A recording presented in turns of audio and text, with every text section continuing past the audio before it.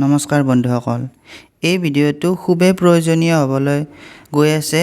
খুবেই আপোনালোকৰ কাৰণে হেল্পফুল হ'ব। কাৰণ কিয় আগন্তুক পৰীক্ষা 2024 চনৰ কাৰণে যিসকল কেণ্ডিডেটে প্ৰিপাৰেশ্যন কৰি আছে সেইসকলৰ বাবে খুবেই হেল্পফুল হ'ব। কাৰণ কিয় এইখন কুৱেশ্যন পেপাৰ 2022 ADRE পৰীক্ষাৰ কিছু পৰ্যালোচনা বা ইয়াত কিছু ডিছকাশ্যন কৰা হৈছে আৰু এই ভিডিঅ'টো অকণো স্কিপ নকৰাকৈ আপোনালোকে চাই যাওক। কুৱেশ্যনটো আছে এনেকুৱা ধৰণৰ: তীৰ্থংকৰ শব্দটো নিম্নলিখিত কোনটো ধৰ্মৰ সৈতে সম্পৰ্কিত? ইয়াৰ উত্তৰটো হৈছে জৈনজিমৰ সৈতে সম্পৰ্কিত। ইয়াত ৰাঘৱদেৱ জৈন ধৰ্মৰ প্ৰৱৰ্তক আছিল। ৰঙা চিয়াঁহীৰে মই লিখি দিছোঁ ইয়াতে কাষত। ইয়াত বৌদ্ধজিমৰ প্ৰৱৰ্তক কোন আছিল? গৌতমা, সিদ্ধাৰ্থ গৌতমা। আৰু গুৰু নানক আছিল শিখ ধৰ্মৰ প্ৰৱৰ্তক। এইবাৰ নেক্সট কুৱেশ্যনটো: উত্তৰ পূব ভাৰতৰ ৰাজ্যৰ সীমা বাংলাদেশৰ সৈতে সংলগ্ন নহয়। ইয়াৰ উত্তৰটো হ'ব মণিপুৰ। মণিপুৰ বাংলাদেশৰ সৈতে সম্পৰ্কিত নহয়। কাষত এখন মেপৰ সৈতে ইয়াৰ বাউণ্ডেৰীবোৰ দেখুৱাবলৈ চেষ্টা কৰিছোঁ। ইফালে আছে নাগালেণ্ড, মণিপুৰ, মিজোৰাম, ত্ৰিপুৰা। এইবাৰ 3 নম্বৰ কুৱেশ্যনটো: নিম্নলিখিত বিকল্পসমূহৰ ভিতৰত অমিল শব্দটো হৈছে উত্তৰ ডি ডিমাপুৰ।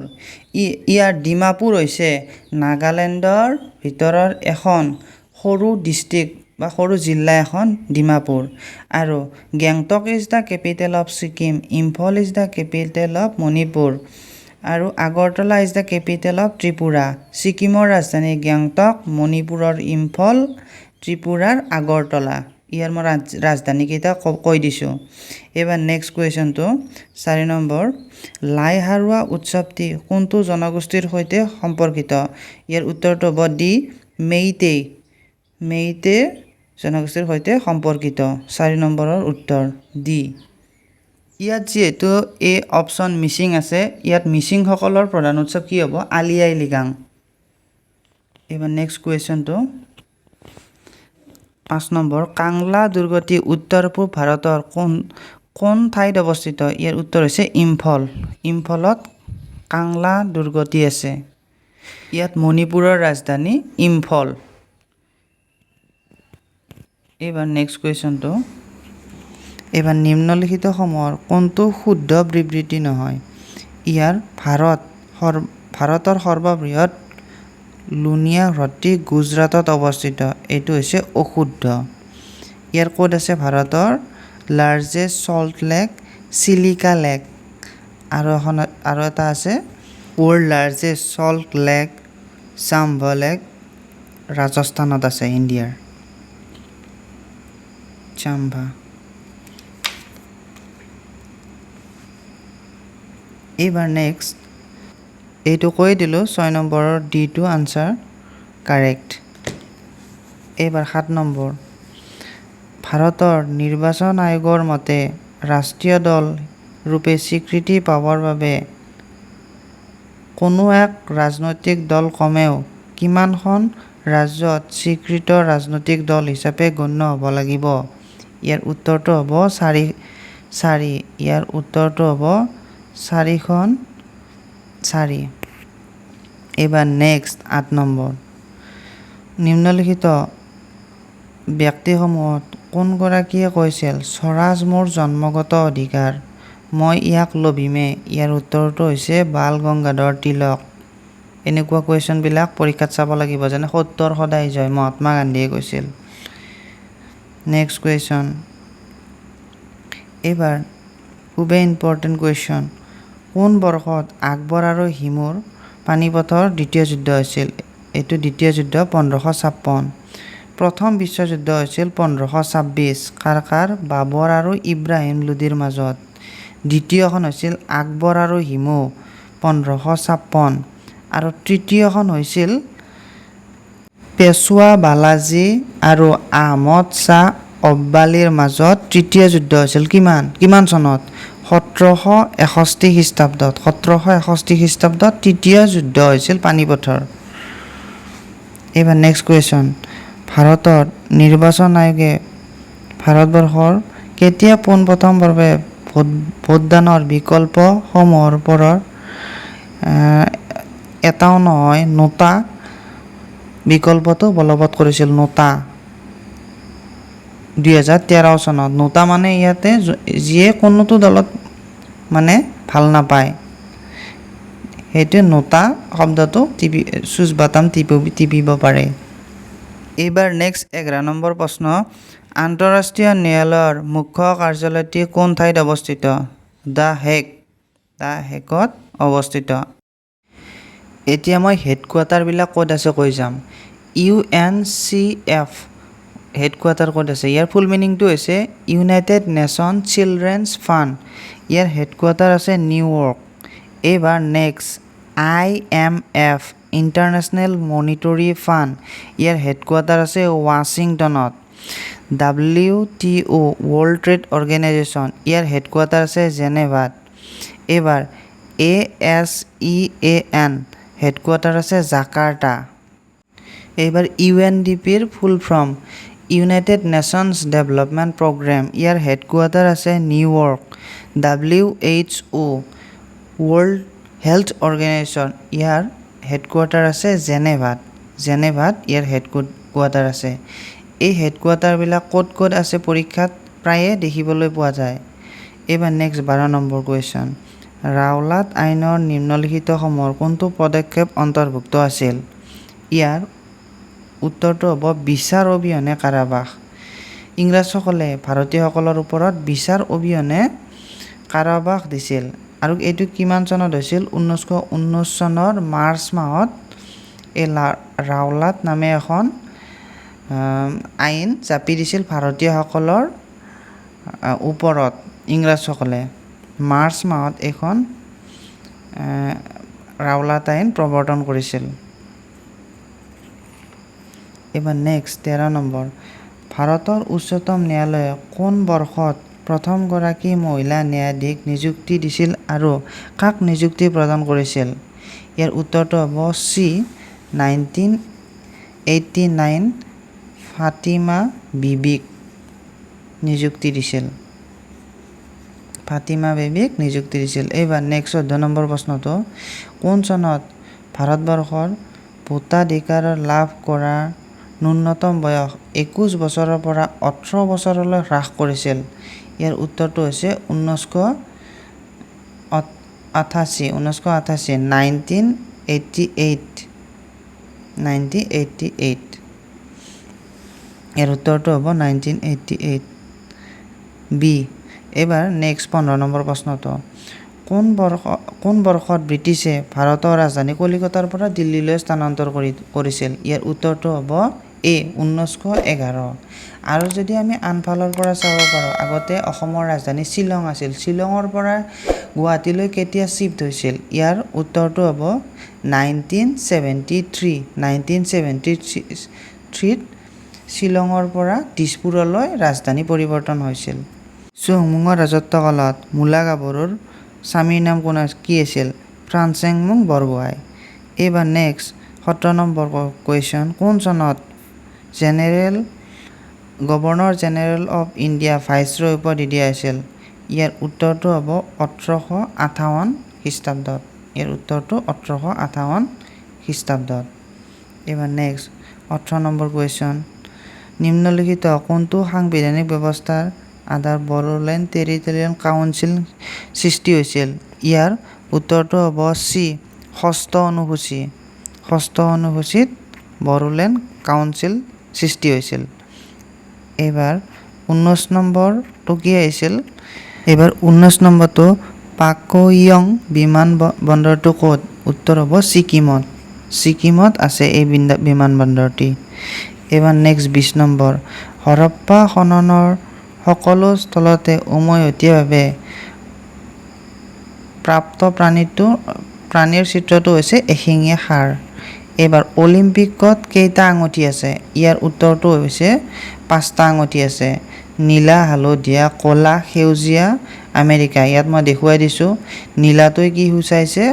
ইউৰোপ মহাদেশক সূচাইছে আৰু হালধীয়াটো এছিয়াক সূচাইছে আৰু আফ্ৰিকাটো ক'লা ৰংটো আফ্ৰিকাক ইণ্ডিকেটছ কৰিছে। অষ্ট্ৰেলিয়াটো সেউজীয়া, অষ্ট্ৰেলিয়াক ইণ্ডিকেটছ কৰিছে। আৰু ৰঙাটো হৈছে আমেৰিকাক ইণ্ডিকেটছ কৰিছে। আৰু যদি প্ৰশ্ন সুধিব পাৰে, আঙুঠিকেইটা এছিয়া মহাদেশক কোনটো ৰঙেৰে সূচায়? আমাৰ এছিয়া মহাদেশখনক হালধীয়া ৰংটোৰে সূচায়। এনেকুৱা ধৰণৰো প্ৰশ্ন আহি যাব পাৰে পৰীক্ষাত, তোমালোকে চাবা। এইবাৰ next 22 number question. 22 number question, আৰ্জেণ্টিনাৰ ৰাজধানী চহৰ কি? আৰ্জেণ্টিনাৰ ৰাজধানী চহৰ বুবেনছ এয়াৰ্ছ।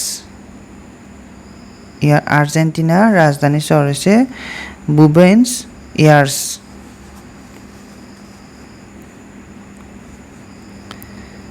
এইবাৰ নেক্সট বুয়েনছ এয়াৰ্ছ। 23 নম্বৰ প্ৰশ্নটো, এয়াৰ এছিয়াৰ মুখ্য কাৰ্যালয় ক'ত অৱস্থিত? এয়াৰ এছিয়াৰ মুখ্য কাৰ্যালয় কুৱালালামপুৰত অৱস্থিত। কুৱালালামপুৰত এয়াৰ এছিয়াৰ মুখ্য কাৰ্যালয়টি অৱস্থিত। ইয়াৰ কুৱালালামপুৰ মালয়েছিয়াৰ অন্তৰ্গত। এইবাৰ 23 নম্বৰ প্ৰশ্ন, নিম্নলিখিত কোনটো কম্পিউটাৰৰ অপাৰেটিং ছিষ্টেম নহয়? মাইক্ৰ'ছফ্ট। এইবাৰ নেক্সট প্ৰশ্ন, নিম্নলিখিতসমূহৰ কোনটোক বৰ্তমান সময়ত ভাৰতৰ সৰ্বোচ্চ হিমালয় শৃংগ হিচাপে বিবেচনা কৰা হয়? ইয়াৰ উত্তৰটো হ'ব কাঞ্চনজংঘা। এইবাৰ নেক্সট 26 নম্বৰ প্ৰশ্ন, কোনখন পৌৰাণিক ভূগৰ্ভ নদী প্ৰয়াগৰাজৰ ত্ৰিবেণী সংগম গংগা আৰু যমুনাৰ সৈতে মিলন হোৱা বুলি গণ্য কৰা হৈছে? ইয়াৰ উত্তৰটো হ'ব সৰস্বতী নদীক গংগা যমুনাৰ মিলনস্থলী বুলি কোৱা হৈছে।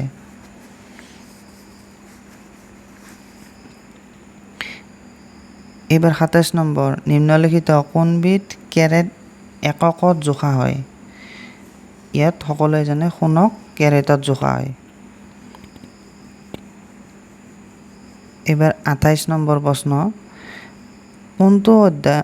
তলৰ কোনটো শাখাই জীৱাশ্মৰ ওপৰত ভিত্তি কৰি পৃথিৱী পৃষ্ঠত জীৱৰ ক্ৰমবিকাশ বিষয়বস্তু সামৰি লয়? উত্তৰ এ পেলিয়েণ্টলজি। এইবাৰ 29 নম্বৰ প্ৰশ্ন, বায়ুমণ্ডলত চাপ জুখিবলৈ কোনবিধ যন্ত্ৰ ব্যৱহাৰ কৰা হয়? ইয়াৰ উত্তৰটো হৈছে বেৰ'মিটাৰ। বায়ুমণ্ডলত চাপ জোখা হয় বেৰ'মিটাৰৰ সহায়ত। এইবাৰ নেক্সট কুৱেশ্যনটো 30 নম্বৰ কুৱেশ্যন, খো খেলত চেজিং টীমত কিমানজন সদস্যই খেলপথাৰত প্ৰৱেশ কৰি আঁঠুৰ ভৰত বহি থাকে? ইয়াত 9 জন হ'ব উত্তৰ। এইবাৰ 31 নম্বৰ প্ৰশ্ন, নিম্নলিখিত কোনবিধ ভাৰতৰ থলুৱা নহয়? ইয়াৰ উত্তৰ হ'ব এ চিম্পাঞ্জী ভাৰতৰ থলুৱা নহয়। এইবাৰ নেক্সট কুৱেশ্যন 32 নম্বৰ কুৱেশ্যন, আনুষ্ঠানিক ঘোষণা অনুযায়ী ভাৰতৰ ৰাষ্ট্ৰীয় বৃক্ষ কোনবিধ? ইয়াৰ উত্তৰটো হৈছে বটগছ। ইংলিছত বায়ন ট্ৰী বুলি কয়। বটগছ ভাৰতৰ ৰাষ্ট্ৰীয় বৃক্ষ। এইবাৰ 33, আংগেছ গুঞ্জা বুয়াজুৰ অধিক জনপ্ৰিয় নামটো কি? ইয়াৰ উত্তৰটো হ'ব চি হৈছে মাদাৰ টেৰেছা। ইয়াৰ উত্তৰ। এইবাৰ নেক্সট 34 নম্বৰ কুৱেশ্যন, কোনগৰাকী ব্যক্তিয়ে টেলিগ্ৰাফত সংকেত আৱিষ্কাৰ কৰিছিল? ইয়াৰ উত্তৰটো হ'ব Samuel Morse. Samuel Morse telegraph সংকেত আৱিষ্কাৰ কৰিছিল। এইবাৰ next question 35 number question, Arunachal Pradesh পূৰ্বতে নেফা নামেৰে জনাজাত আছিল। নেফাৰ সম্পূৰ্ণ ৰূপটো হৈছে ফুল ফৰ্ম অফ নেফা কি হ'ব? ইয়াৰ উত্তৰটো হ'ব the North East Frontier Agency. North East Frontier Agency ইয়াৰ উত্তৰ। এইবাৰ 36 নম্বৰ কুৱেশ্যন, নিম্নলিখিত কোনটো উৎসৱ কেৰেলাৰ পালন কৰা হয়? ইয়াৰ উত্তৰটো হৈছে ওনাম। এইবাৰ আমি গোটেইকেইখন ষ্টেটৰ ইণ্ডিয়াৰ উৎসৱসমূহ ভালদৰে চাব লাগিব, মুখস্থ কৰিব লাগিব পৰীক্ষাৰ কাৰণে। এইবাৰ নেক্সট কুৱেশ্যন 37। জুবিন গাৰ্গ কোনখন বোলছবিত মুখ্য ভূমিকাত অভিনয় কৰিছিল? ইয়াৰ উত্তৰটো হৈছে মিছন চাইনা এ। ইয়াৰ উত্তৰটো এ। এইবাৰ 38 নম্বৰ মলগুৰি ডেইজ কিতাপখন কোনে লিখিছিল? ইয়াৰ উত্তৰটো হ'ব R.K. Narayan. Malgudi Days R.K. Narayan. এইবাৰ 39। ড্ৰোন হৈছে, আমি নিশ্চয় জানো ড্ৰোনবিলাক দেখিছোঁ, ড্ৰোন হৈছে এখন মানৱবিহীন বায়ুযান। ইয়াৰ উত্তৰটো ডি, মানৱবিহীন বায়ুযান। এইবাৰ নেক্সট 40 কুৱেশ্যন। নিম্নলিখিত তালিকাৰ পৰা কোনগৰাকী ফুটবল খেলুৱৈ আছিল? ফুটবল খেলুৱৈ কোন আছিল? গিলবাৰ্ট চাংমা। ইয়াত গিলবাৰ্ট চাংমা হৈছে এটা ফুটবল প্লেয়াৰ। এইবাৰ নেক্সট, এইবাৰ 41 নম্বৰ কুৱেশ্যন। অসমৰ সৈতে কোনটো ষ্টেটে স্পৰ্শ নকৰে? অসমৰ সৈতে কোনটো ষ্টেটে স্পৰ্শ নকৰে? কোনটো ৰাজ্যই স্পৰ্শ নকৰে অসমৰ সৈতে? 41 নম্বৰ কুৱেশ্যন। ইয়াত ছিকিম ৰাজ্যই অসমৰ সৈতে স্পৰ্শ নকৰে। ইয়াত ছিকিমে পশ্চিমবংগৰ সৈতে বাউণ্ডেৰী শ্বেয়াৰ কৰে।